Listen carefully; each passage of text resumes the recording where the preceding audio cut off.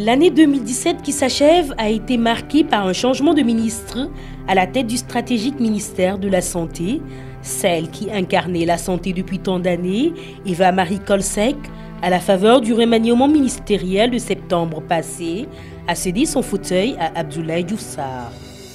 L'hôpital d'Al Aljam, doté d'un plateau médical moderne et de haute qualité, dans la commune de Guédiawaye, en chantier depuis plusieurs années, a ouvert ses portes aux patients qui devraient se contenter des consultations externes pour l'instant.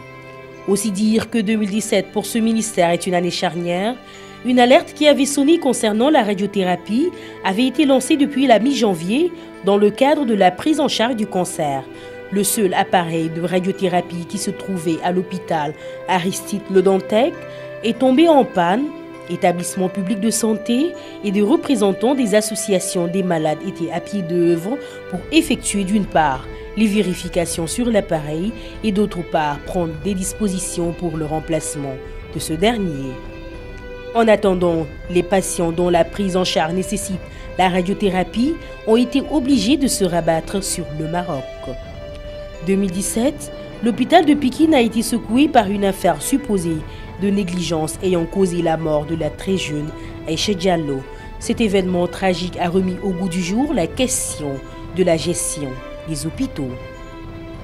À ce titre, le chef de l'État, présidant une rencontre sur le financement innovant du secteur de la santé, a rejeté le taux gratuit, ce qui laisse deviner que l'agence de la couverture maladie universelle n'a pas encore atteint ses objectifs. Pour autant, le gouvernement compte mettre les bouchées doubles pour 2018, si on en croit le Premier ministre Mahammed Boun Abdallah Dionne lors de sa déclaration de politique générale. Pendant ce temps, pour parler de la machine de radiothérapie qui a fait la une, le nouveau ministre de la Santé et de l'Action sociale, Abdoulaye Diouf Sarr, assure tout en promettant 3 machines de radiothérapie en janvier 2018. La lutte contre le tabac a marqué un bon point avec l'interdiction de fumer dans les lieux publics et l'effigie d'un homme malade du cancer sur les paquets de cigarettes. On parle encore de l'agence de la CEMU, dont le premier directeur, Feu Chermeng, nous a quittés cette année. Retour sur un moment triste. Il sera remplacé par M. Bokar Mamadou Daf, un homme du Sérail. Ainsi s'achève cette rétrospective 2017. Bonne année 2018 et surtout, bonne santé.